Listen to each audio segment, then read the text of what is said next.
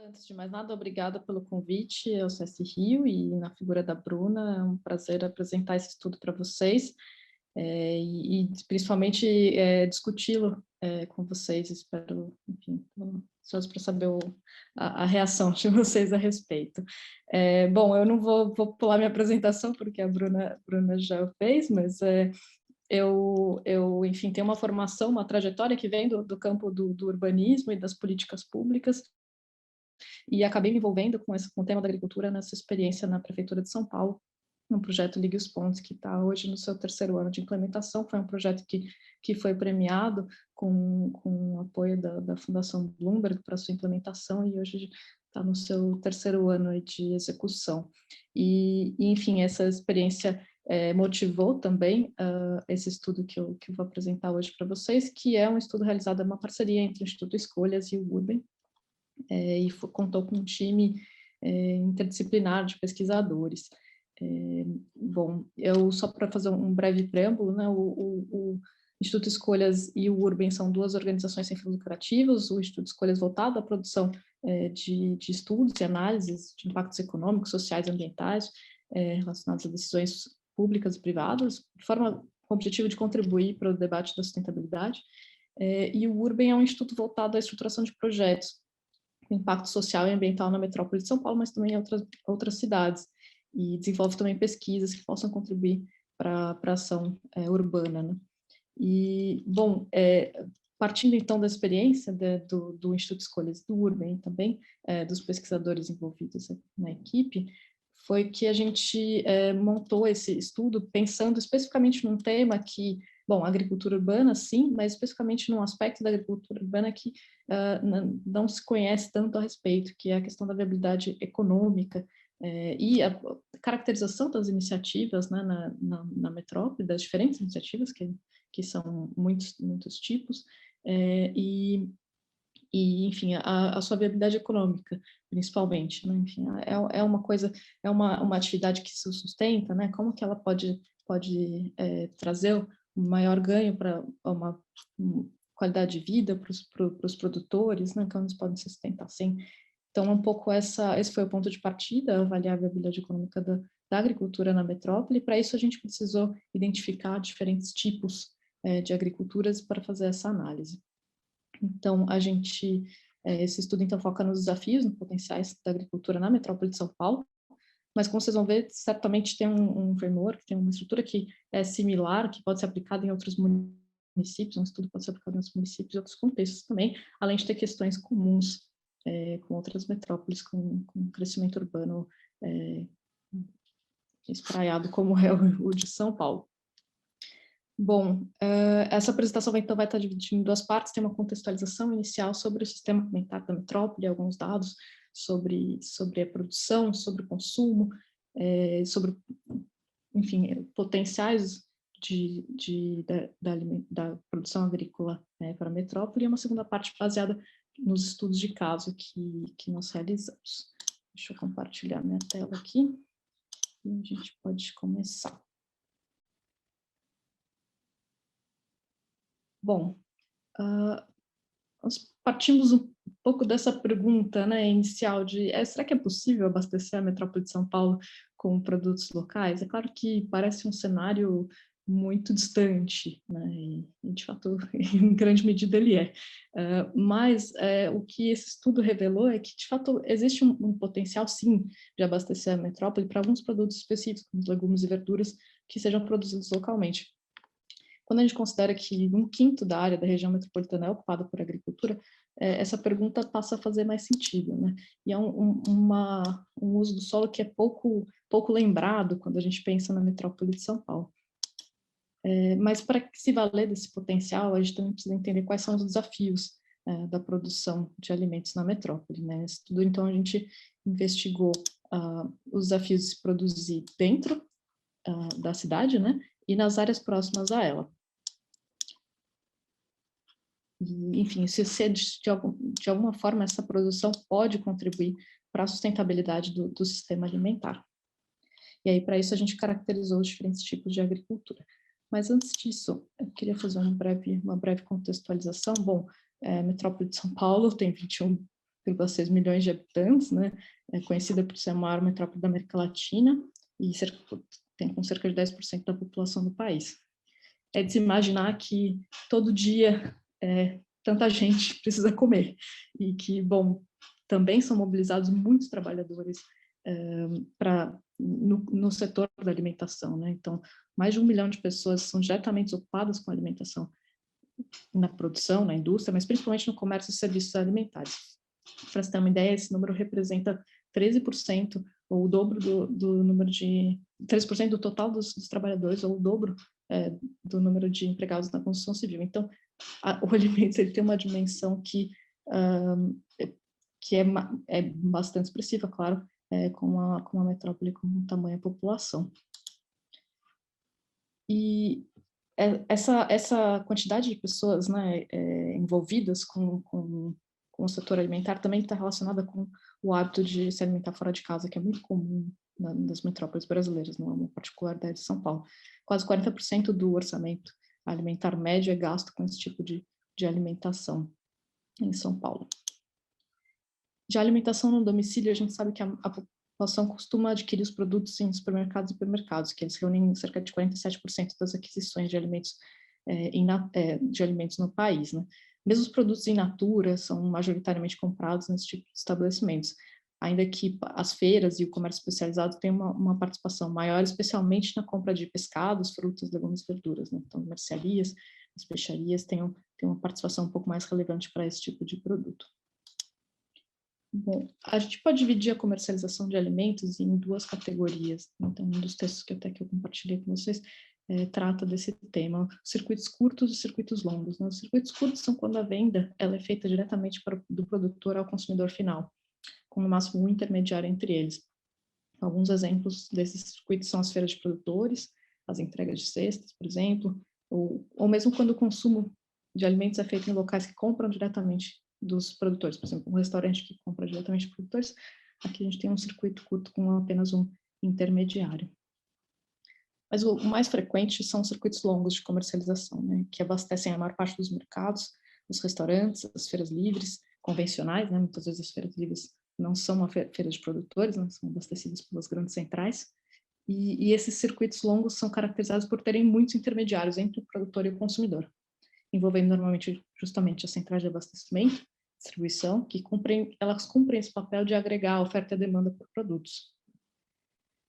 Mas se por um lado, né, esse sistema consegue alcançar uma escala grande e necessária para abastecer uma metrópole da dimensão de São Paulo, por outro, ela tende a criar mais perdas, né, e também uma menor receita para os produtores, já que cada intermediário na cadeia adiciona cerca de 100% ao preço do produto, e o agricultor acaba sendo pressionado para vender sua produção aos preços mais baixos, né?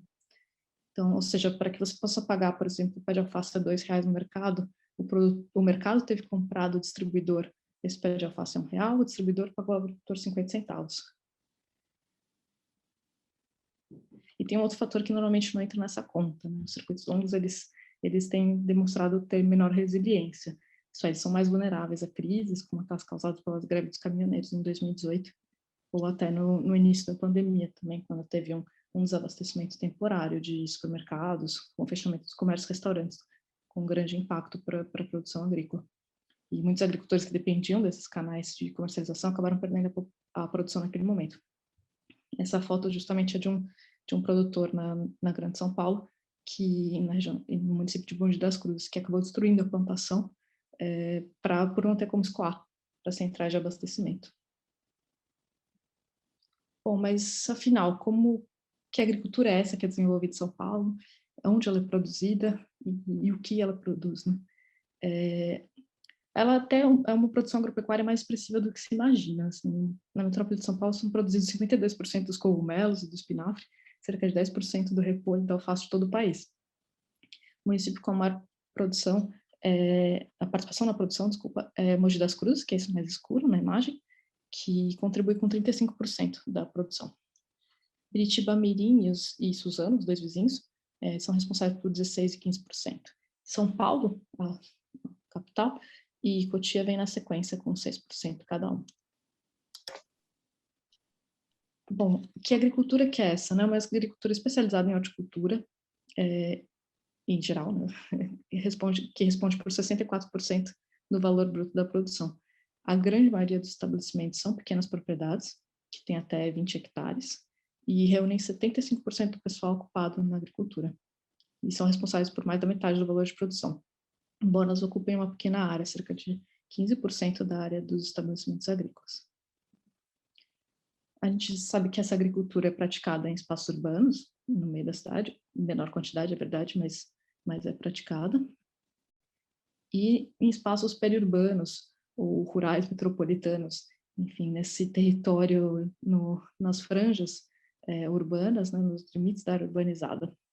Essas áreas, normalmente, elas reúnem diversos usos do solo, como agricultura, vegetação florestal, chácaras e também assentamentos urbanos. Essa imagem eu acho especialmente interessante na zona sul de São Paulo, em que a gente vê esse mosaico de usos no mesmo cenário, né?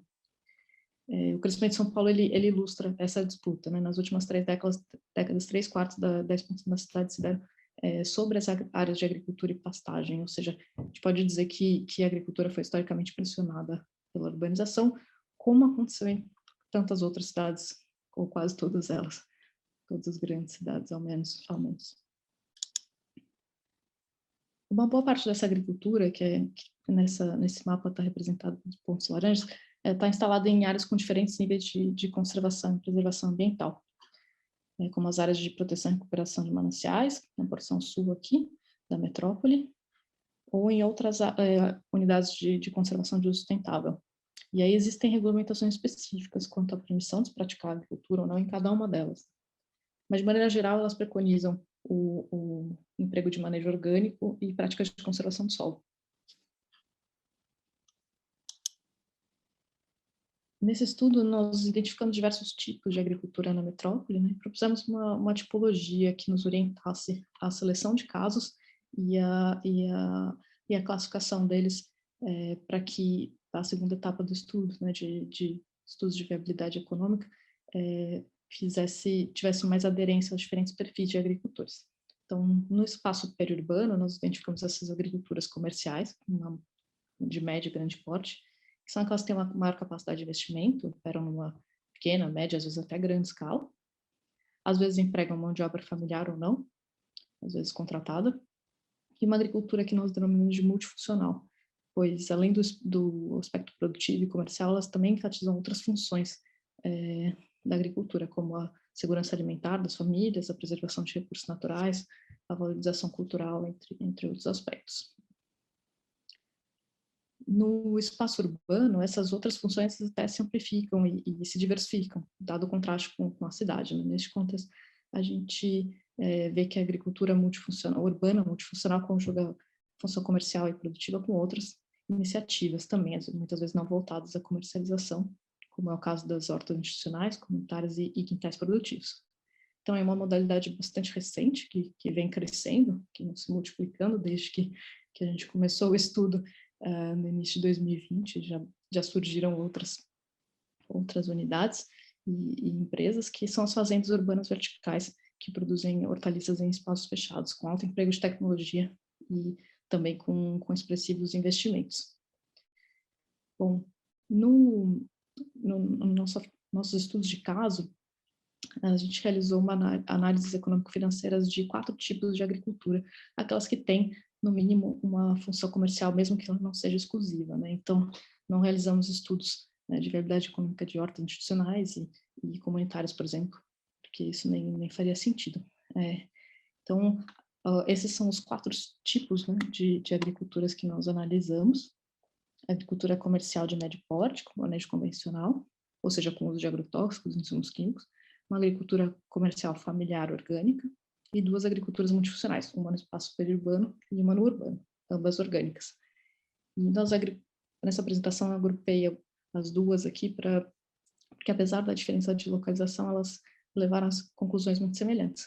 E só para vocês saberem também como que a gente fez isso através de entrevistas com agricultores, enquanto a primeira etapa do trabalho foi principalmente baseada em dados secundários do censo agropecuário e da pesquisa de orçamento familiar, a POF. Nessa segunda etapa, a gente fez entrevistas com agricultores que envolveu um levantamento de dados extensivo de toda a produção deles, e, enfim, todos os números, e aí a partir disso a gente construiu esses 4 casos, e também fizemos 2 casos hipotéticos, que a gente contou com o apoio de consultores especializados em agronomia, e para justamente a gente poder ver como essa agricultura se comporta no tempo, né? Enquanto nas entrevistas a gente só tinha um levantamento pontual, né? Foi um estudo que foi feito em 10 meses ao todo. Bom, queria trazer um pouco dos resultados para vocês. Todo esse material está detalhado na plataforma do Escolhas, no relatório completo, depois eu posto o link no chat, mas alguns resultados principais que esses casos ilustram, e acho que são números que são bem ilustrativos dos desafios de cada um deles. Bom, no primeiro deles, né, na agricultura comercial de médio porte convencional, a gente vê que ele tem uma eficiência operacional, ou seja, ele tem um baixo custo de comercial e gestão, enfim, tem uma eficiência grande, um baixo custo de produção e de gestão, mas ele tem um gasto com insumos químicos que é crescente, né, um relato do agricultor. Essa produção ela é comercializada para centrais de abastecimento a preços bastante baixos, o que, de certa forma, apesar dessa eficiência que ele tem, ela não gera lucro suficiente para remunerar o investimento que esse agricultor fez, e esse agricultor é também mais sensível, né, a pressões externas, como a venda da terra. Nesse caso aqui, a gente ilustra com uma média, né, de preço por unidade vendida. O segundo caso, a gente vê que ele já consegue comercializar os produtos a preços bem mais elevados do que o primeiro, porque ele comercializa diretamente aos consumidores e com o preço do orgânico, né? Mas como essa agricultura está no início das operações, nesse caso especificamente, ela tem um custo alto e perdas bem elevadas ainda, porque o agricultor, enfim, é menos experiente e ainda está testando. Além disso, a transição orgânica leva tempo, né?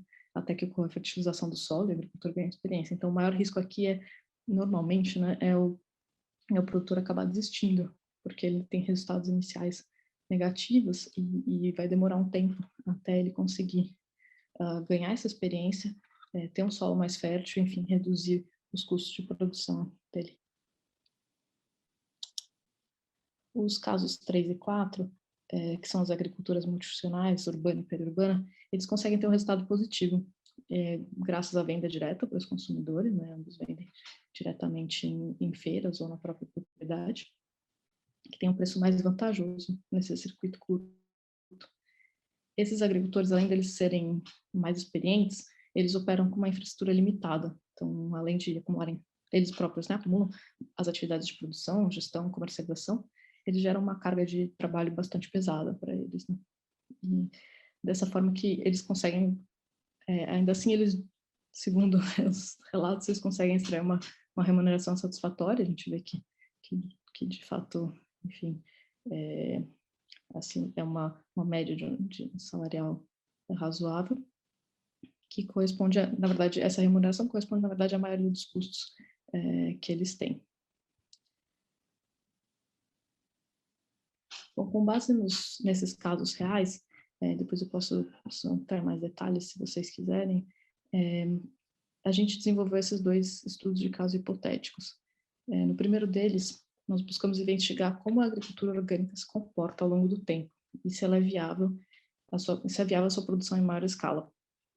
Que a gente não conseguiu ver isso no caso 2, né, que é uma agricultura comercial orgânica, porque ela está muito no começo. A gente queria saber, enfim, como que evoluiria essa produção ao longo do tempo. E aí o fator que a gente viu que faz toda a diferença é o preço, né? Então, se o produtor ele recebe o preço do distribuidor, a gente concluiu que ele não tem um negócio viável, que é o que a gente vê nessa tabela aqui. Se ele paga, né,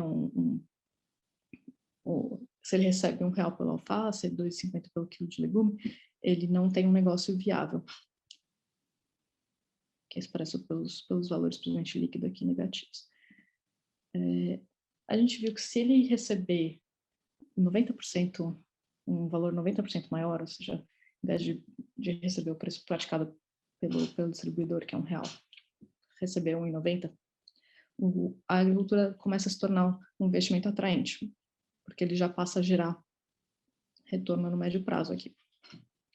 Mas o valor do negócio, ele ainda é inferior ao valor da terra na região, né? Então, a gente fez um mapeamento dos preços da terra praticados na região e analisamos o valor presente do negócio dele, do agricultor hipotético, comparado com o valor da terra. Então, nesse caso, o valor do negócio dele é inferior ao valor da terra, ou seja, é possível, né, é provável que esse agricultor venha a querer, preferir vender a terra dele, né, porque é mais vantajoso vender do que continuar nessa atividade, pelo retorno que ela gera.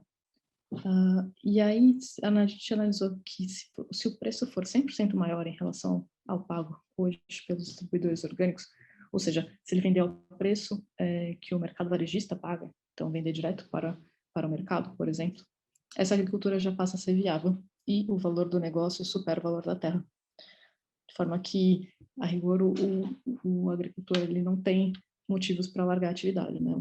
O valor dele, o negócio dele é mais lucrativo do que a venda do terreno. E, por fim, quando ele faz a venda direta ao consumidor, a gente tem um cenário mais vantajoso, né? Então, com maior segurança para o agricultor. Ou seja, essa agricultura comercial que nós modelamos, que é um caso hipotético, enfim, ela consegue ser viável se o agricultor consegue vender diretamente para o varejo, evitando passar pelo distribuidor, portanto. E é claro que esse preço de equilíbrio ele pode aumentar, né? Se o produtor tiver uma menor capacidade técnica de gestão, por exemplo, ou ele pode diminuir se ele conseguir reduzir os custos de logística e de insumos através de uma produção cooperativada, por exemplo, que não foi algo que a gente considerou na modelagem. E ainda tem um ponto importante a respeito do tempo, né, desse agricultor, dessa unidade produtiva, que é a gente explorar a produção ao longo dos primeiros anos, né, e a partir a gente viu que passou a partir do 5º ano que ele começa a ter um retorno sobre o investimento, né? Então, você tem um período inicial que você tem um investimento expressivo e um fluxo de caixa negativo, né? Só a partir do ano 3 você começa a ter um fluxo de caixa positivo e o retorno do investimento só vai acontecer lá pelo 5º ano.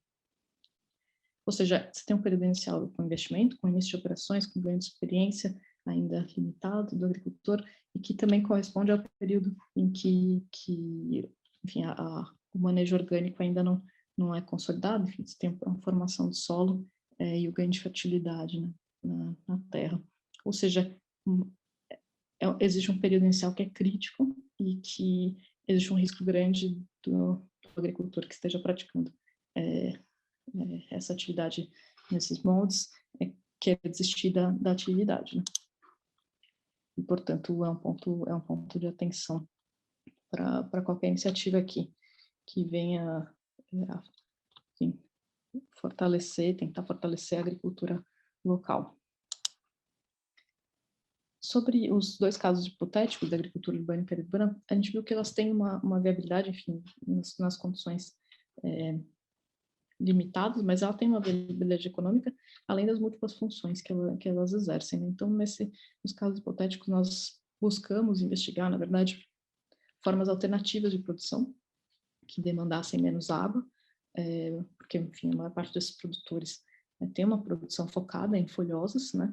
E no ambiente urbano, a questão da água pode ser um fator crítico, né? As folhosas demandam muita água e enfim, poucos são os que têm acesso, por exemplo, a cisternas ou a água de poço, e muitas vezes eles utilizam a água da distribuidora, em São Paulo, a Sabesp, que é muito cara, né, para ser utilizada na agricultura, né, na quantidade que se exige, enfim, até possível competição com os urbanos, enfim.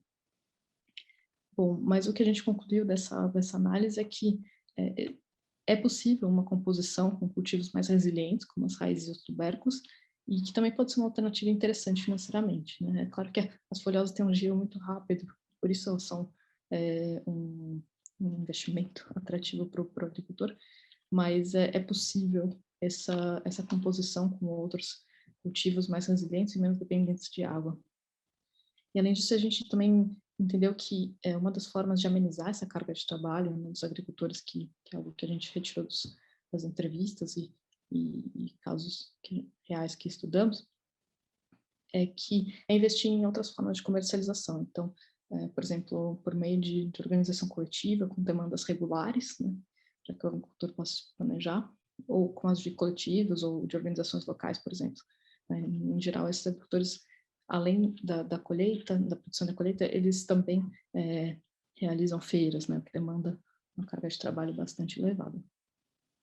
Além disso, a obtenção de insumos externos, como aqueles da compostagem de resíduos públicos, por exemplo, pode contribuir substancialmente reduzindo o custo, né, tanto de resíduos públicos, muitas vezes com parcerias, né, nos bairros, enfim. São formas de tornar essa atividade ainda mais atraente. Bom, por fim, aproveitando os estudos de caso hipotéticos que a gente realizou, a gente fez um exercício, né, de extrapolar os resultados, né, para estimar qual seria o potencial da agricultura urbana na metrópole. Nós vimos que uma área de 200 hectares, que é o equivalente à área de terrenos vagos a um distrito de São Paulo, Sapopemba, que tem, enfim, uma área muito, muito densamente ocupada, mas que tem um outro grande terrenos, grandes lotes vazios. A implantação da agricultura urbana nos moldes do caso hipotético urbano que a gente estudou, ela poderia prover legumes e verduras para 24 mil famílias, que equivale a 1,5 ao número de famílias cadastradas no programa Bolsa Família nesse mesmo distrito. Ou seja, essas famílias em maior vulnerabilidade poderiam receber alimentos por meio de programas de aquisição pública, como o programa de aquisição de alimentos, por exemplo. Dessa forma, a gente vê que a agricultura urbana ela pode contribuir para prover alimentos saudáveis em comunidades locais, o que pode ser especialmente relevante para áreas urbanas mais vulneráveis, né? Além de aportar maior resiliência ao abastecimento alimentar local. Né? Foram inúmeros os relatos que a gente ouviu ao longo desse estudo, no início da pandemia, de como a busca por pelos produtos desses agricultores que produzem na cidade aumentou na pandemia, porque, enfim, você tem quando você tem uma quebra, né, numa grande cadeia, é aí que eles se mostram ainda mais valorosos. E aí, extrapolando o caso hipotético da agricultura periurbana, nós vimos que se toda a área de cultivo hoje, né, hoje cultivada, das unidades produtivas na metrópole seguisse o mesmo modelo desse caso hipotético, seria possível abastecer 20 milhões de pessoas com legumes e verduras cultivados de forma sustentável, gerando emprego para 180 mil pessoas e mantendo as áreas de vegetação permanente preservadas, ou seja, não quer dizer que essa área seria expandida sobre as áreas de floresta hoje da metrópole. Claro que esses cenários, eles não retratam, né, a diversidade de usos existentes, né, como eu estava mencionando no início, e potenciais mesmo desse território, né? Então, eles servem, na verdade, como exercício para a gente entender de forma exploratória o potencial da agricultura na metrópole e enxergar que ele existe e que ele é relevante. Bom, o estudo, então, nós concluímos com algumas recomendações, né? A gente conclui que ela tem aquela agricultura, né, urbana e periurbana com propósito comercial, ela tem viabilidade econômica, sim, e ela pode ser praticada de forma sustentável, inclusive podendo até atingir uma participação relevante no abastecimento da metrópole, mas que existem inúmeros desafios e, portanto, medidas que podem ser tomadas para que esses desafios sejam superados. A primeira medida é garantir que o agricultor seja remunerado adequadamente, né? Então, isso não é nenhuma novidade, mas que para que isso seja possível sem aumentar o preço final para os produtores, grandes compradores, sejam eles públicos ou privados, eles podem fazer a diferença comprando diretamente de agricultores cooperativas e reduzindo o número de intermediários da cadeia.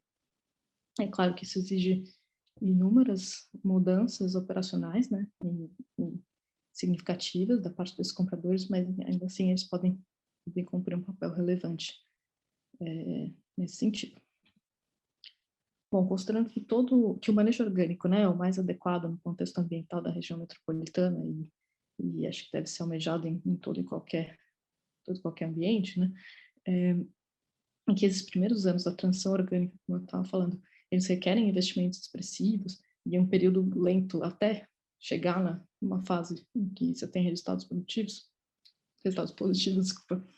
É importante que os agricultores eles possam acessar linhas de financiamento que considerem uma carência para esse período, né? Então, um fluxo espaçado de amortização, além de um acompanhamento técnico, de forma que eles possam aprimorar seus conhecimentos técnicos na produção, caso necessário. Bom, muitas vezes também os agricultores eles conseguem até garantir o seu sustento na agricultura, mas eles não dispõem de meios para acessar a terra, né? A agricultura, especialmente, a agricultura urbana, especialmente, ela não é capaz de competir com o custo da terra urbana, né? Então, ações de ampliação do acesso à terra ou de concessão de áreas urbanas não ocupadas podem fazer muita diferença. A gente sabe que as áreas urbanas, existe uma série de áreas que não são passíveis de edificação, né? Então, nessas áreas, especialmente, pode ser muito interessante de se dedicar ao uso da agricultura urbana, que é, enfim, além da produção, além dos benefícios, dos co-benefícios da agricultura urbana, você tem um uso mais adequado para uma região que muitas vezes um lote que muitas vezes vai virar, enfim, depósito de lixo, ganhos para além da própria produção, evidentemente. Os agricultores na metrópole, como a gente viu, são, em grande maioria, de pequeno porte, né? Então, existem benefícios significativos que podem advir da associação e do cooperativismo. No contexto da metrópole de São Paulo, não há grandes, enfim, cooperativas. Há grandes cooperativas, mas a tradição de cooperativismo ela não é tão forte, né, como em outras regiões do país. Então, seja para escoamento da produção ou para a produção de insumos orgânicos, muda, entre outros, o incentivo a essas formas de organização coletiva segue sendo um ponto super importante. E, por fim, um ponto que também ressaltamos, que são os programas de compostagem de resíduos públicos e como a poda de árvores, resíduos de feiras, como em vários municípios já é feito. O município de São Paulo é um caso bem interessante disso. E iniciativas privadas também, que podem contribuir com insumos para a agricultura urbana e periurbana. Bom, essa é a grande equipe que participou desse estudo, que eu tive o prazer de trabalhar com. Mas antes de encerrar, eu queria aproveitar para convidar vocês para participar, para assistir ao lançamento de um segundo estudo que foi derivado em uma sequência desse que eu apresentei hoje. Então, nesse primeiro estudo, a gente focou na análise da viabilidade econômica de iniciativas. Esse segundo estudo está olhando para além da viabilidade econômica e então, enfatizando a contribuição da agricultura para o bem-estar na metrópole de São Paulo. O lançamento vai ser feito no dia 10, eu vou postar o link para vocês no chat, e foi uma parceria do Instituto Escolhas com a iniciativa TV AgriFood, do Programa das Nações Unidas para o Meio Ambiente. E é isso, a minha apresentação. Se tiverem dúvidas, quiserem que eu volte em algum ponto, por favor, fiquem à vontade. Eu sei que talvez eu tenha ido um pouco rápido, mas, enfim, queria deixar espaço para o debate. Então, bom, espero ouvi-los. Obrigada, Marcela. Muito boa a apresentação, muito objetiva, precisa. Aqui pelo chat, eu basicamente recebi uma pergunta e também um participante perguntou se depois você poderia compartilhar a apresentação conosco. E aí, caso sim, a gente compartilha com todas as pessoas que preencherem a nossa lista de presença. Oi, você ia falar alguma coisa? Não, eu ia comentar sim, eu posso disponibilizar a apresentação, inclusive eu tenho acho que 1 ou 2 slides a mais que eu apresentei hoje, mas ela está integralmente no site do Instituto Escolhas também. Mas eu posso mandar essa versão com material a mais. Obrigada. E a pergunta que a gente tem aqui é enviada pelo Alex Archer. Ele pergunta o seguinte: a poluição atmosférica das metrópoles é um fator que impacta a agricultura urbana? Legal, obrigada pela pergunta, Alex. Esse é um fator que a gente discutiu bastante nesse estudo, não era, enfim, foco do estudo particularmente, né? Mas, enfim, todos os pesquisadores com quem discutiu esse trabalho, enfim, agrônomos, levantavam esse ponto de preocupação. Eu acho que hoje tem um pouco de conhecimento já produzido científico a respeito, mas a gente não sabe muitos detalhes sobre o impacto da poluição. Mas é provável que sim, especialmente, enfim, considerando as poucas restrições, né, aos veículos a poluição veicular, enfim, e também a não fiscalização delas. Então, é provável que sim, e por isso também que isso foi um fator importante para a gente investigar, no caso hipotético da agricultura urbana, cultivos alternativos que pudessem ser menos expostos à poluição e também menos dependentes de água. Ainda assim, enfim, minha resposta, eu não sou especialista, não sou agrônoma, né? Eu sou especialista em políticas públicas, então eu não vou te dar uma resposta definitiva a respeito, mas um pouco do que nós discutimos. E eu acho que também tem muitos fatores, né, na própria unidade que podem contribuir para mitigar o efeito da poluição nessas áreas. Mas, de toda forma, foi um fator que motivou essa análise de outros cultivos, principalmente raízes e tubérculos. Obrigada, Marcela. Obrigada, Alex. Eu vou tentar seguir aqui a ordem das pessoas que estão levantando a mão e mandando perguntas aqui no chat. Então, a próxima pessoa aqui, pelo que eu consegui observar, foi a Carolina. Carolina, você quer abrir seu microfone? Obrigada, boa tarde. Quero. Boa tarde.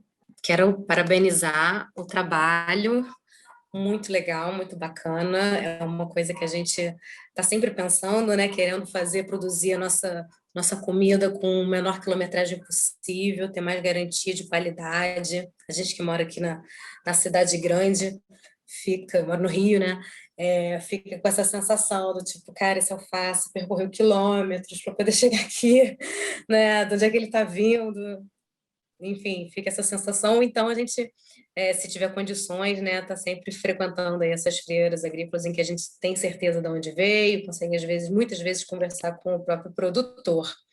Então, muito legal ver que existe uma viabilidade econômica, de fato, né, e talvez com essa coisa de ter essa assistência, de repente um financiamento com essa carência, ser realmente uma coisa viável, de não motivar as pessoas a desistirem, porque é o que realmente acontece, né?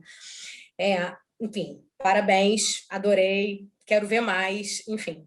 Mas o que me chama muita atenção, especialmente em Rio e São Paulo, né, que são as duas grandes cidades do Rio, do Brasil, e que tem muito essa questão, né? Todas as outras cidades, o campo está muito próximo, né?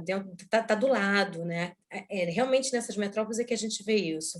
Me preocupa muito assim o preço da terra, né? Como é que vai ser isso, né? Como é que as pessoas, como você já colocou, né, vão deixar de usar aquele imóvel para de repente botar uma indústria, uma fábrica que vai ter um lucro enorme para plantar alimento, né? E uma outra coisa também que eu fico pensando, né, dentro da metrópole e tal, é essa quebra de preconceito, que eu tô querendo, qual é ela, né? Eu tô querendo dizer assim, a sociedade fica com essa motivação de inovar, de ser tecnológica, de não sei o quê, e na verdade o que a gente está precisando para um caminho de sustentabilidade mais global, mais completo, né?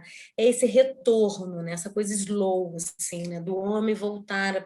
Por que não viver disso? Por que não ganhar dinheiro com isso, né? Que é essa volta do homem para o campo, né? Como quebrar esse preconceito, como falar assim, cara, volta para o campo, tá tudo bem. A sociedade está aí há séculos, todo mundo vivendo no campo, vai dar tudo certo, né? Então, é isso. Queria compartilhar e queria te ouvir também sobre esses 2 pontos. Legal, obrigada, Carolina. Vou respondendo, né? As perguntas uma a uma, tá? Bom, pelos elogios primeiro, né? Super, super bacana de saber e também de compartilhar com vocês. E também das preocupações e questões, que acho que a questão do preço da terra foi certamente o que nos motivou inicialmente nessa pesquisa, principalmente como urbanista de formação, é um fator que claramente ele é, enfim, é um processo que acontece em todas as metrópoles, né?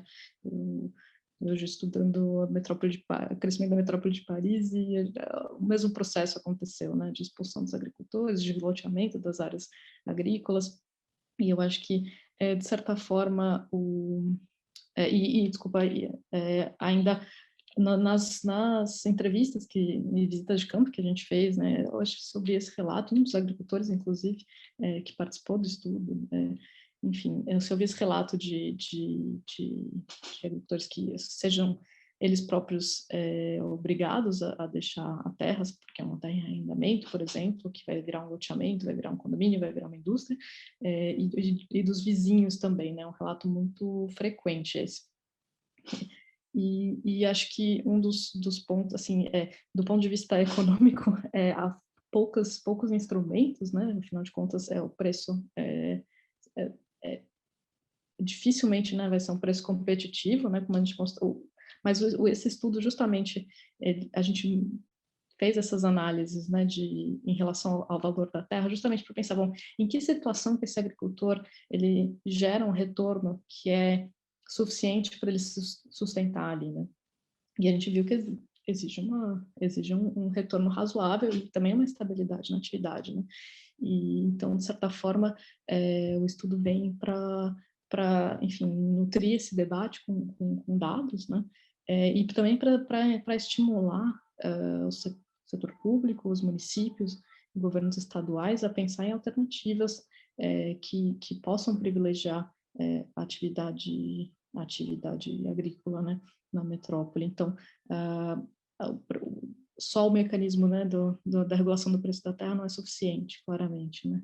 Então, você precisa ter outros mecanismos. E também a proibição de usos não, enfim, de usos não urbanos também não é suficiente, como a gente viu no caso da metrópole de São Paulo, toda aquela faixa, né, ao sul da metrópole, que é uma área de proteção de mananciais, a rigor foi proibido, ou foram proibidos os usos urbanos, né? Mas foi, enfim, desde os anos 70 até aqui, loteada irregularmente, enfim, clandestinamente. Então,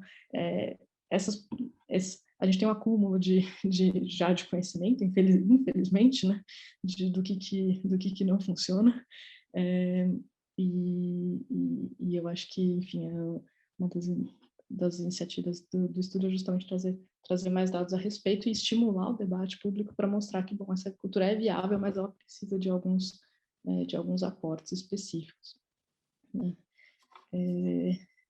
E, enfim, é uma situação muito recorrente no Brasil inteiro, então é algo que é um tema que precisa entrar no debate metropolitano, na verdade, né? Então acho que esse que é um ponto fundamental, e ele vem entrando, devagar, mas ele vem entrando.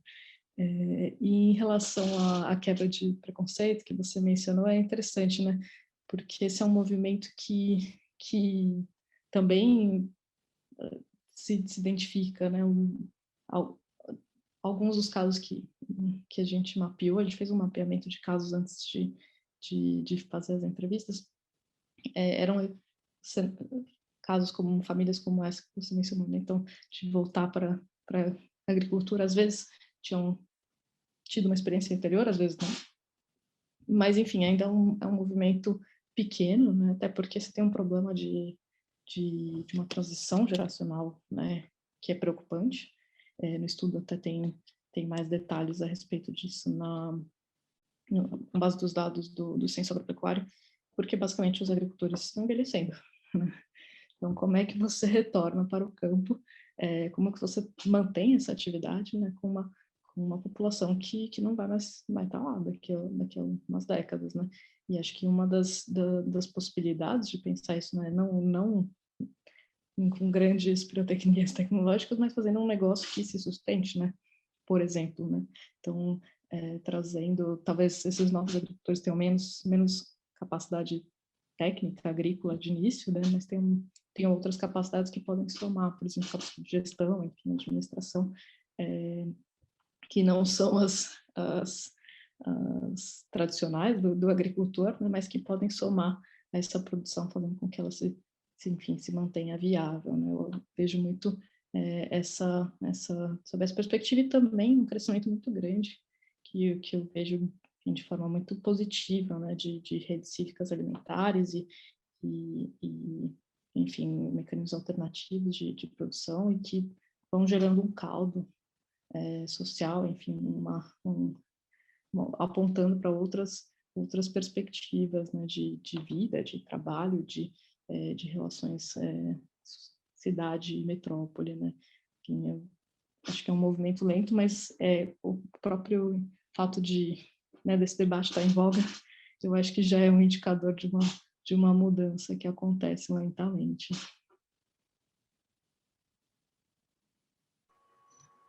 Obrigada, Marcela. Obrigada, Carolina. Seguindo aqui a ordem das perguntas, agora o próximo é do Elvis. Qual é o grande desafio em elaborar um estudo dessa magnitude?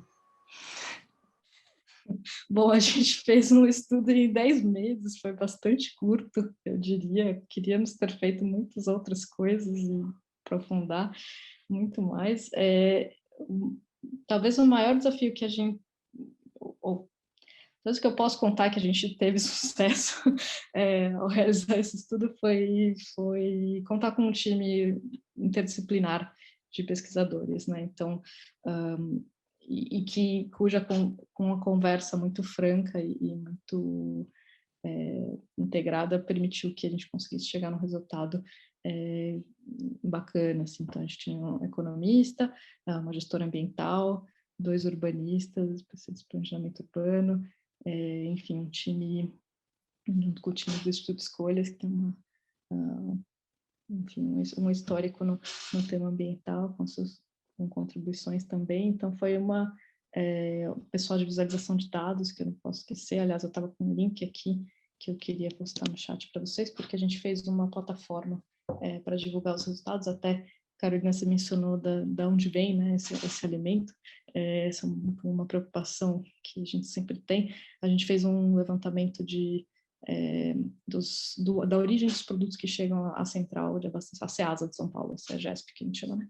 E do Brasil inteiro, né? Então, na plataforma dá para ver esses mapas, é bem bacana. E tem outros dados que estão nessa plataforma. Mas, enfim, eu diria que os desafios é fazer os pesquisadores de diferentes áreas conversarem, mas que, enfim, no nosso caso felizmente foi fácil até. E acho que também traduzir essas ferramentas, né? Então, a gente trouxe um ferramental de modelagem econômico-financeira, né? que não é a língua que enfim, é uma língua dos economistas e financistas, né? Não é a língua dos agricultores. Então, a gente precisou fazer ter uma atividade grande aí de diálogo com eles, de tradução, para entender como que eles produzem, a lógica como eles produzem, que não é necessariamente o ferramental que a gente usa para fazer essas contas, né? Enfim, não quer dizer que não faz sentido, muito pelo contrário, faz muito sentido para a produção. Então, a gente teve o material, né, a forma como eles trabalham, né? E, enfim, muitas vezes não tem registro e tal, né? Então, foi um trabalho de diálogo constante para a gente tentar transpor, né, do campo para a planilha. Então, acho que esse também foi um desafio importante, assim. Mas, enfim, diria que tem muito o que fazer ainda, e eu espero, enfim, que esse material sirva de base para outros estudos e outras análises. A gente publicou também na plataforma do Instituto Escolhas tem alguns anexos, além do relatório completo, tem alguns anexos, como, por exemplo, toda a modelagem econômico-financeira dos casos hipotéticos. Então, é legal porque tem tem enfim, um arsenal de dados ali que espero que possam nutrir outras pesquisas. Obrigada, Marcela. Obrigada, Elvis. Elvis que já até entrou aqui na plataforma, já está parabenizando, agradecendo pela iniciativa. Na sequência, a gente tem aqui o Alex, ele levantou a mão. Então, Alex, por favor, fique à vontade, ligue seu microfone, fazer a pergunta para Marcela. Boa tarde, Marcela. Parabéns também, achei o trabalho maravilhoso, né? É o meu tema de estudo, só que aqui para a área do Rio de Janeiro. E eu queria saber de você se você vivenciou algum tipo de enfrentamento com relação a ideias contrárias de se trazer a agricultura para a cidade, né? Uma vez que estamos num país extremamente ruralista em termos políticos, né? E obviamente que a mídia também coloca muito na nossa cabeça essa questão de que o agro é tech pop, é tudo lá e aqui na cidade não. E eu tenho sentido um certo enfrentamento trabalhando com essa questão da agricultura na cidade, né? Quer seja pela inviabilidade econômica ou até pela própria falácia aí de que não é possível plantar na cidade. Então, eu queria saber rapidamente de você se você também tem enfrentado esse tipo de contexto aí na cidade de São Paulo ou nos caminhos por onde você percorreu aí academicamente falando. Obrigado.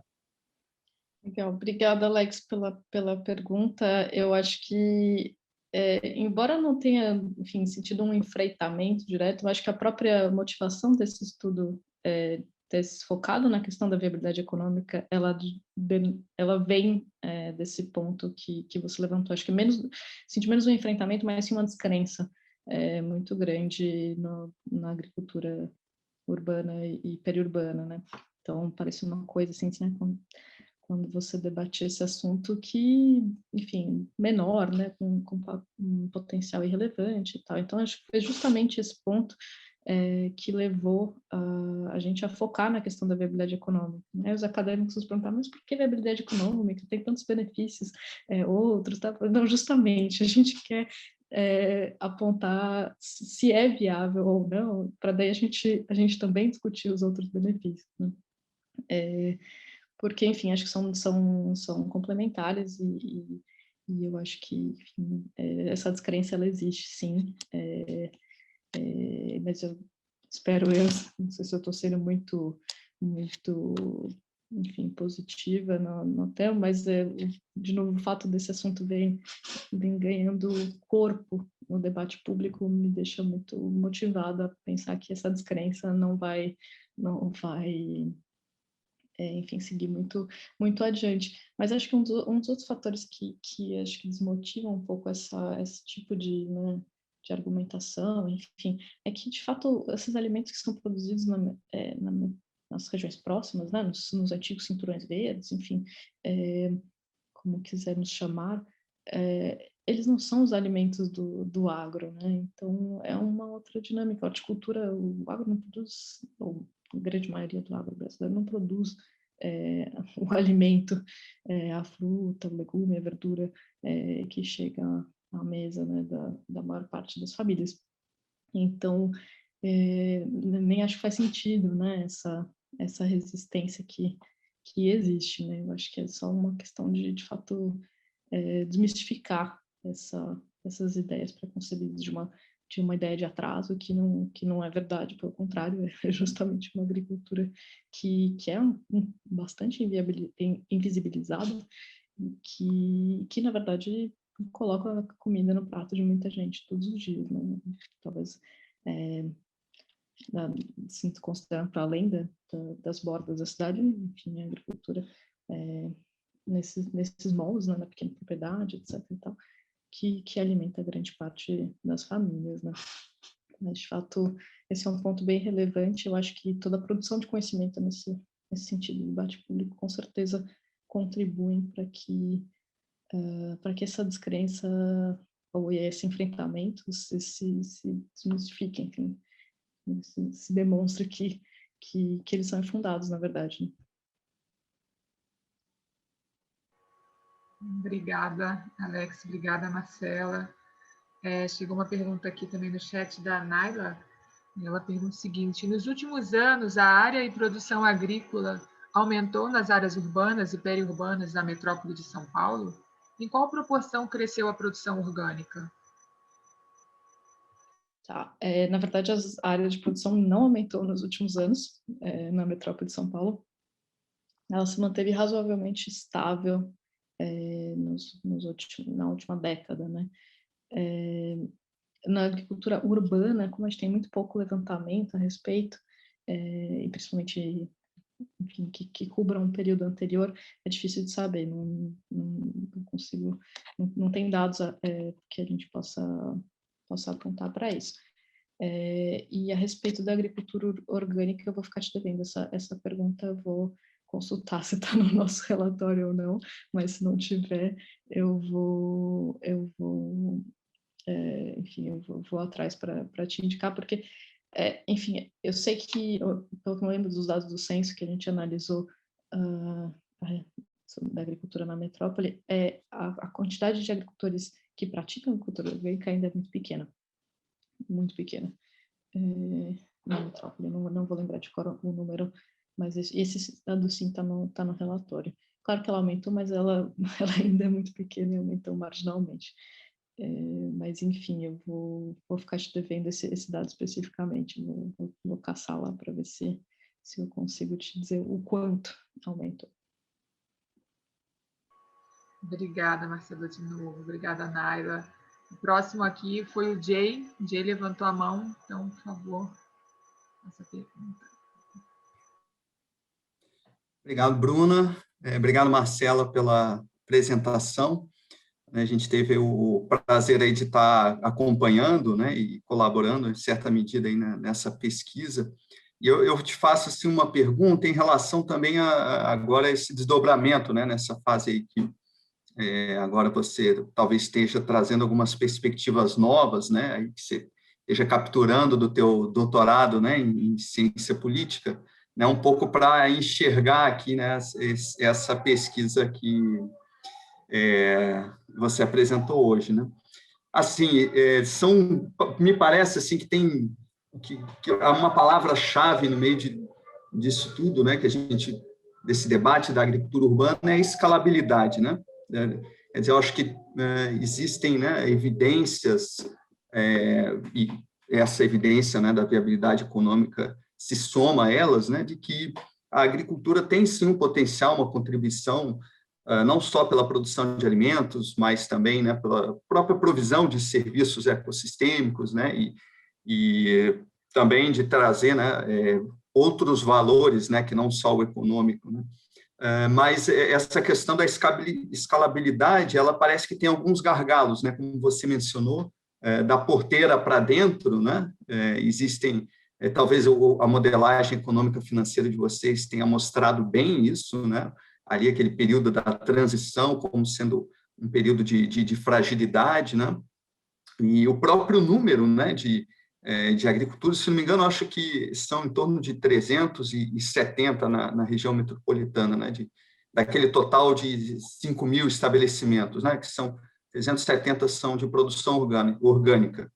Então, ainda um número muito reduzido, então parece que existe, né, uma limitação da escalabilidade a nível, né, com fatores que são da porteira para dentro, mas também em outro nível, né, aí pensando a escalabilidade em nível institucional, né, a gente tem toda uma política, aí um histórico de uma política de desenvolvimento urbano que sequer menciona, né, a palavra agricultura urbana.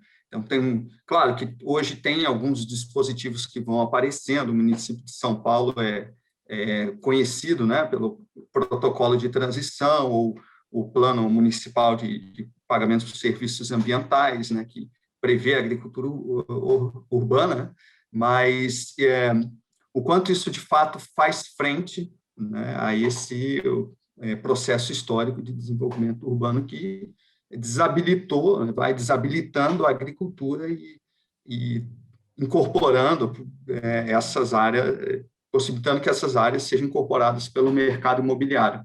Acho que Aí a minha pergunta para você, né, desse ponto de vista, né, acho que parece que é um desafio técnico, né, e produtivo, mas, ao mesmo tempo, político, né, nessa outra escala institucional que eu tentei trazer para você, né? Como articular essas dimensões de maneira a gente conseguir incorporar esses outros valores da natureza, da agricultura, né, dentro desse processo de tomada de decisão? Que tipo de evidência científica ainda falta? Ou como que você vê essa relação entre ciência e política, nesse caso específico? Legal, Di, obrigada pela pergunta. É ótimo pensar nisso, na verdade, porque eu acho que até mais do que evidência, acho que a gente tem bastante, né? Enfim, tem um conhecimento acumulado a respeito, esse e tantos outros estudos, sobre a produção da agricultura. Claro, é sempre bem-vindo novos materiais, mas eu acho que é de fato um outro olhar que precisa para o planejamento urbano, incorporar a agricultura urbana, né? Então, um exemplo que, assim, todo parcelamento de uso do solo, todo parcelamento do solo, então uma gleba que vai ser urbanizada, ela deve ser dividida, toda a legislação todos os municípios do país, enfim, a legislação federal e todos os municípios adotam uma legislação muito semelhante, às vezes com parâmetros um pouquinho diferentes. Toda a gleba precisa ser dividida em lotes de uma certa dimensão, em sistema viário, em áreas verdes e áreas institucionais. Então, todo o parcelamento do solo prevê áreas verdes, que normalmente são destinadas ao poder público, às vezes não, mas, enfim, prevê áreas verdes. Por que não pensar a agricultura dentro dessas áreas, né? Então, por isso que eu digo que acho que é um outro olhar, né? Que a gente tem áreas que podem ser utilizadas para agricultura. Então, você tem áreas que não são consideradas não edificantes, né? Que são áreas que você não pode construir. O linhão é um caso clássico, as áreas em cima de gasodutos e outras infraestruturas. Enfim, esse outro olhar desperta,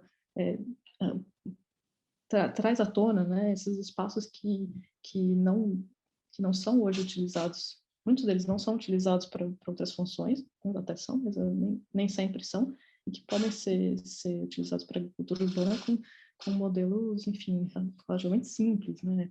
Eu estou fazendo meu doutorado aqui em Paris, visitei algumas iniciativas de agricultura urbana aqui, e tem um contrato de concessão que eu achei interessante, de um prazo muito longo, né? Então, uma concessão de 20 anos, pelo menos, que a Prefeitura de Paris concede para os agricultores ficarem ali, investirem na sua infraestrutura, etc., em áreas que eram, por exemplo, uma dessas áreas que eu era em cima de uma antiga cisterna. Então, enfim, um sítio histórico, mas que tem uma laje em cima, você pode construir em cima, que é concedida por 20 anos para uma associação fazer sua produção ali. Então, acho que esse olhar pode despertar outras alternativas de política pública e que podem sim, enfim, achar um espaço nessa área, nessas metrópoles tão densamente urbanizadas, mas que enfim, nos meandros tem enfim, potencial para a produção agrícola, né? E, enfim, eu ressaltaria esse ponto e acho que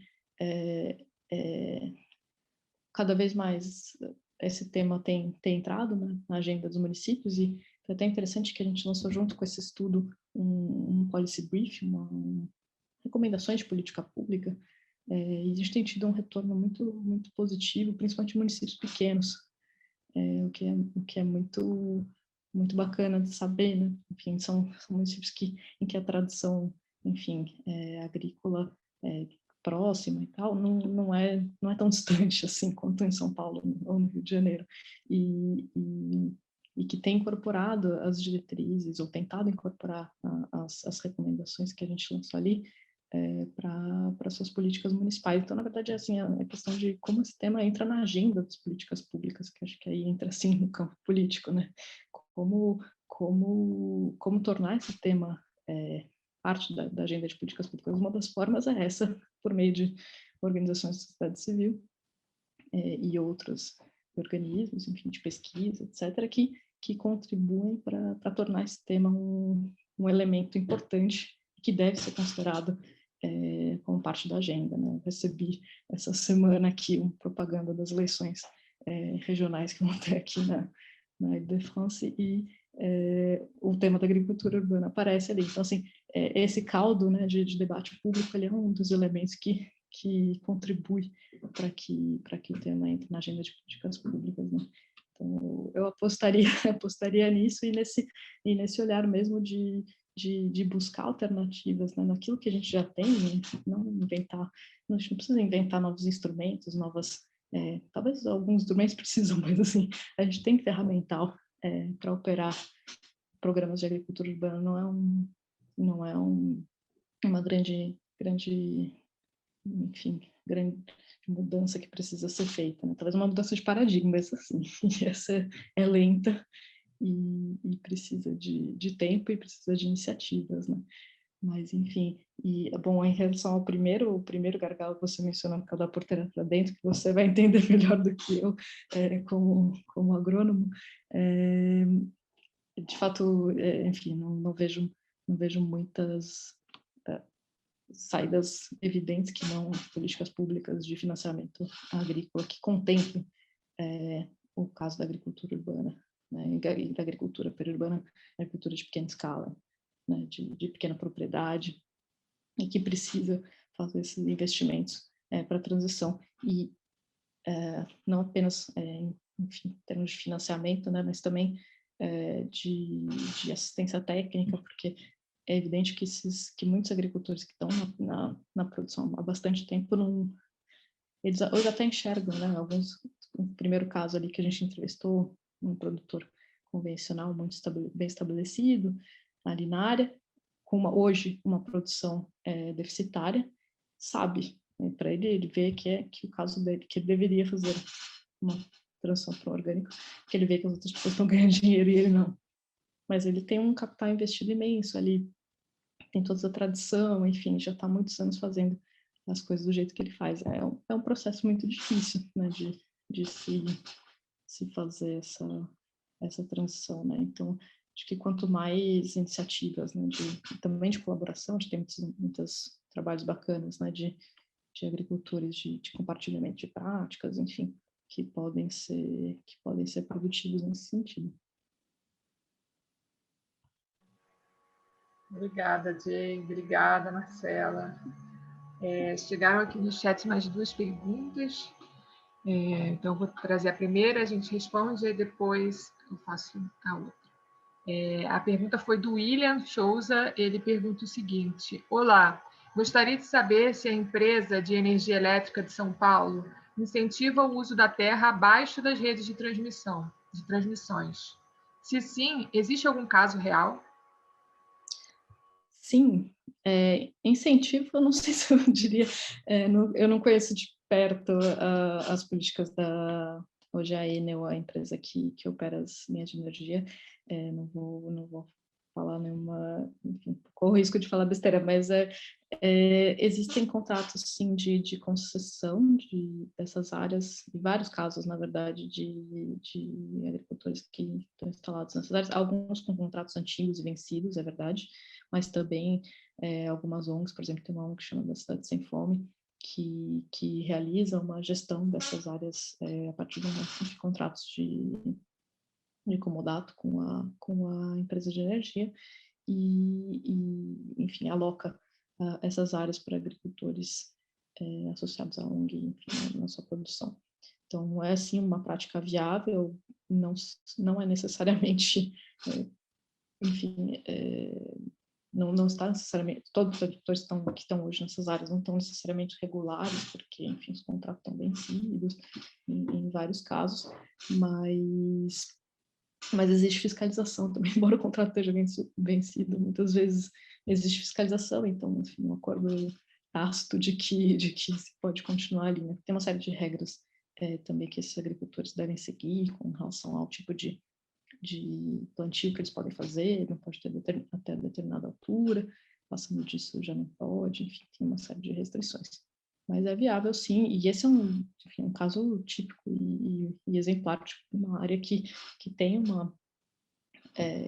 que pode ser usada, né, para agricultura urbana, porque ela não pode ser edificada de outra forma, e, inclusive é até desejável, porque a manutenção de uma atividade ali, como a agricultura, impede que outras outros usos venham a se instalar, como um depósito de lixo, enfim. São relatos frequentes também, né?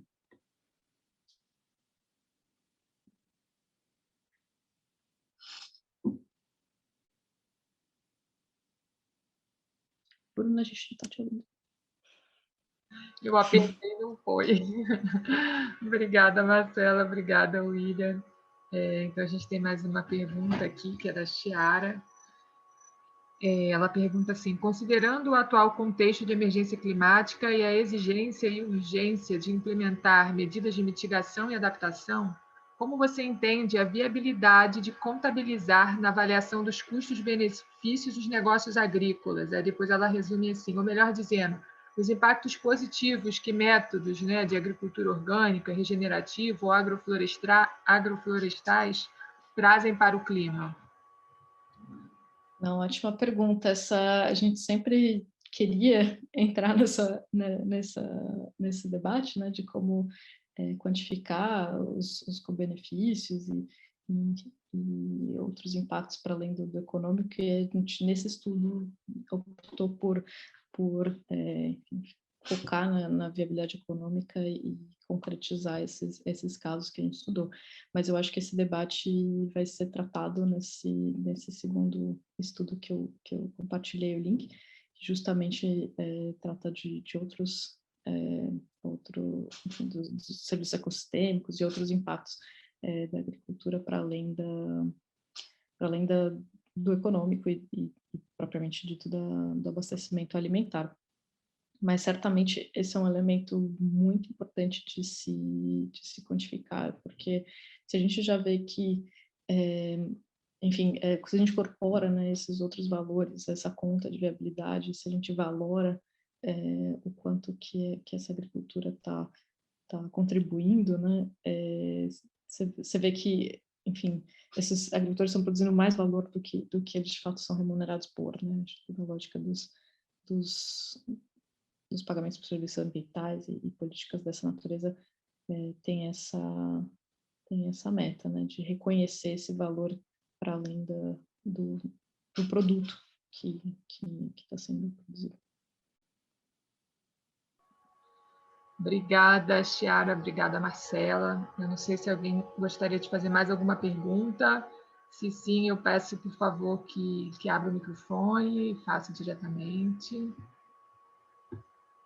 Eu compartilhei aqui no chat, novamente, o link para o evento que a Marcela mencionou, né, que é um estudo sobre avaliação, né, de serviços ecossistêmicos e agricultura urbana na metrópole de São Paulo. Então, acho que já faz mais resposta à pergunta, né, como você mesmo comentou, da Chiara. Então, Chiara, não perca dia 10. Então, vocês podem se inscrever por esse link que eu encaminhei e, enfim, vocês vão receber mais informações e, com alguns dias de antecedência, parece que eles vão disponibilizar o material. O material que vai, a publicação, né, que na verdade, o estudo. Mais alguém gostaria de fazer alguma pergunta? Eu só mandei aqui no chat o link do site do Escolhas, onde está o relatório desse estudo que eu apresentei, a apresentação com quase todos os slides que eu mostrei, e também sumário executivo, anexos, enfim, todo o material está lá. Que ótimo, Marcela, obrigada. Se ninguém mais for fazer perguntas, eu gostaria novamente de agradecer a Marcela por estar aqui com a gente, dedicando, né, seu tempo, compartilhando a experiência, né, desse trabalho que eu acho que é uma tendência necessária se falar sobre produção de alimentos na cidade. Acho que, como a gente acabou de falar, sobre a questão, né, das mudanças climáticas, da conservação da biodiversidade e sobre a segurança alimentar também, né? Segurança e soberania alimentar. Então, acho que é muito pertinente essa tua apresentação. Estou aqui bem curiosa para assistir a apresentação do dia 10 também. E, enfim, esse é o nosso último seminário do semestre, né? A gente fechando aqui, falando sobre agricultura urbana. E, novamente, agradeço a todos. A gente, esse semestre, tentou trazer um pouco, né, sobre essa possibilidade, né, de pensar alternativas para as práticas que, de certa forma, a gente tem com o planeta. Assim, por exemplo, a nossa primeira apresentação do seminário foi falar sobre tecnologias sociais e alternativas, né, para se pensar o saneamento. Então, a gente, na cidade, não trata praticamente a maior parte do esgoto que é gerado, da águas cinzas, a gente joga diretamente nos nossos mananciais de água, isso gera um impacto ambiental enorme, né? Uma perda e potencial também, se a gente for pensar em serviços ecossistêmicos. Então, como seria pensar, né, um sistema de saneamento menos nocivo, menos agressivo, já que a gente não tem tratamento para todo o esgoto que é gerado, né? Então, como seriam essas tecnologias também descentralizadas, não desmerecendo as tecnologias centralizadas, elas têm seu papel, mas também a gente tem que pensar em formatos mistos, né? Com intervenção também da natureza, né? Trabalhando ali para fazer o tratamento do esgoto, das águas cinzas geradas. A gente sabe que tem micro-organismos que fazem esse tipo de serviço muito bem, então foi bem legal a palestra do Tito. Em seguida, a gente teve uma palestra com a doutora Núria, falando sobre ecologia urbana, né, pensando a cidade como um ecossistema. Em seguida, a gente teve uma palestra com o professor doutor Juliano Assunção, falando sobre economia do desmatamento, né, trazendo essa reflexão do desmatamento enquanto um vetor que incentiva a economia, né, então como a gente poderia pensar num outro caminho, né, para não permitir, né, ou minimamente reduzir esse impacto que o desmatamento ainda tem no Brasil. Em seguida, a gente teve a palestra com o Luiz Carrasa sobre as cadeias produtivas do Cerrado. Então, é uma iniciativa muito interessante, né, de pensar como é que essa produção de produtos da sociobiodiversidade eles podem ganhar escala, eles podem alcançar mercados e também garantir sustentabilidade no sentido de promover, né, o bem-estar dessas populações do Cerrado, que estão ali trabalhando diretamente na produção, né, desses produtos da sociobiodiversidade brasileira. Em seguida, nós tivemos a palestra da Marina Londres, que era sobre pesquisa participativa e a ciência como catalisadora de transformações sociais no contexto de várzea na Amazônia.